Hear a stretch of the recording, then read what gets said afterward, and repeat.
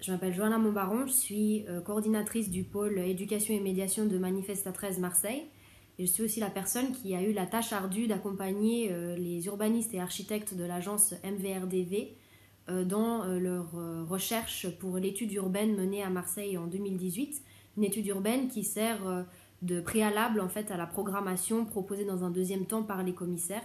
pour la biennale elle-même qui doit se tenir en 2020. Et en l'occurrence, pour moi qui viens du champ donc plutôt de la médiation, de la pédagogie critique et du travail avec le public, il était intéressant d'être confronté à des urbanistes et des architectes dans leur approche de la ville, d'apprendre d'eux et de leur profession, mais aussi de rentrer en friction, notamment sur la question en fait, de l'approche peut-être un peu totalisante ou globalisante qu'ils ont de la ville, en la regardant plutôt à travers des statistiques, à travers des cartes, des objets qui se veulent neutres. L'idée effectivement de cette étude que j'ai menée en parallèle à celle des urbanistes était de regarder la fabrique de la ville par ses habitants même de Marseille, en ayant une approche de non-sachante, c'est-à-dire que je ne venais pas avec une méthodologie prédéfinie, avec des idées de projet prédéfinies, mais qu'au contraire, je venais en tant qu'apprenante. Et l'idée était de rencontrer en fait un maximum d'acteurs culturels qui nous sont conseillés par les institutions locales, qui sont financés par les institutions locales, de comprendre la manière dont la culture est financée aussi à Marseille et les financements créent une réalité culturelle, mais aussi de rencontrer des plus petites associations, des individus, au fur et à mesure au bouche à oreille, de tisser un réseau et des affinités qui permettaient de faire une carte critique et sensible avec véritablement cette notion de la dimension aussi sensible des opérations urbanistiques menées dans l'histoire de Marseille.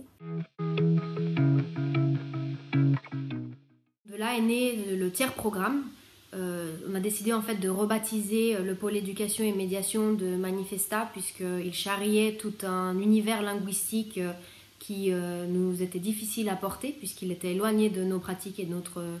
travail. Et en l'occurrence, nous sommes orientés autour de la notion du tiers pour plusieurs raisons. Mais aussi cette question du tiers regard porté par une institution européenne sur une ville, mais aussi la question du tiers en fait entre la programmation principale de Manifesta, imaginée par des commissaires qui sont en haut de la hiérarchie en fait de notre institution et de toutes les institutions culturelles en général, et la ville de Marseille et ses habitants. Et donc de se placer dans cet espace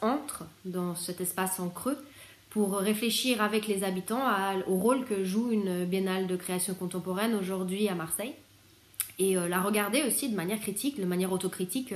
participant en fait à un grand événement. Cette question de tiers, elle revient aussi beaucoup en fait dans l'histoire de pratiques existantes à Marseille. Je pense notamment à des expériences comme celle du sociologue Michel Anselme à la Cité du Petit Séminaire dans les années 70,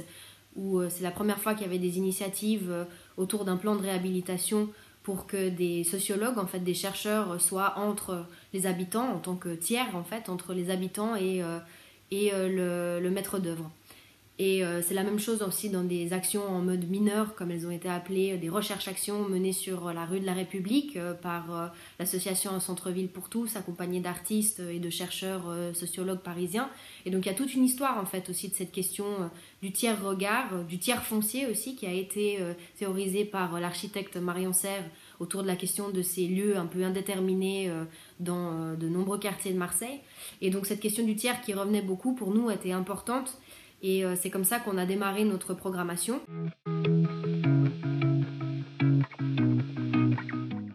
Un projet en particulier qui me tient à cœur qui s'appelle les Archives Invisibles et qui a pour but finalement de repenser les catégories culturelles à travers des expériences minorées, on va dire, ou qui ont été mises en minorité.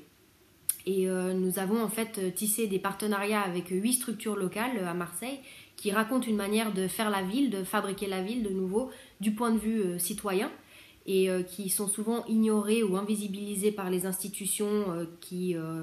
produisent la culture légitime à Marseille. Et ça nous a beaucoup intéressé cette question des minorités, de l'invisibilité. Et donc on a construit une programmation ensemble avec un code de conduite, une réflexion véritable autour de la distribution des moyens, la distribution aussi du protagonisme en fait, de qui prend des décisions, comment est-ce que ces décisions sont prises au sein en fait des participants de ce projet. Et donc de créer une espèce de projet comme ça constituant autour de 8 séquences d'exposition, chacune autour en fait des archives qui sont parfois des archives métaphoriques, parfois des archives réelles de ces structures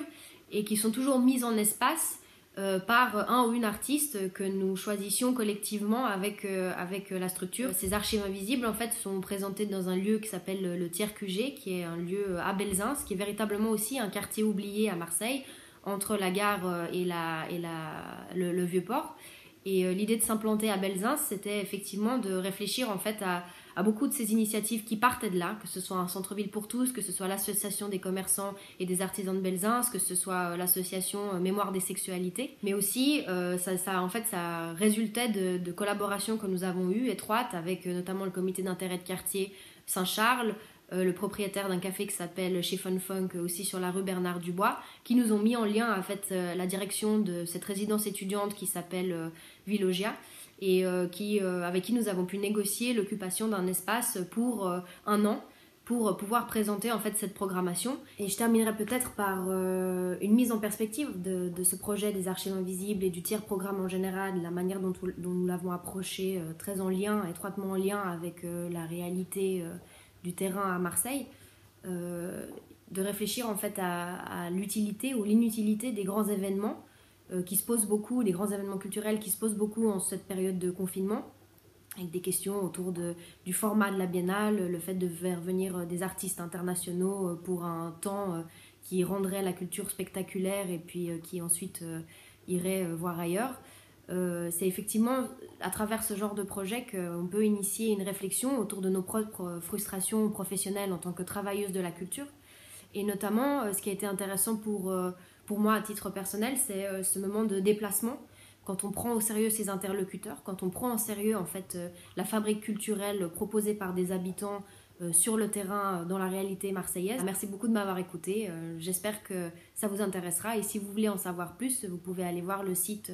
internet des archives invisibles où nous essayons de rendre compte de cette réalité du terrain à travers de la documentation qui viennent compléter les collaborations que nous imaginons avec les 8 structures partenaires.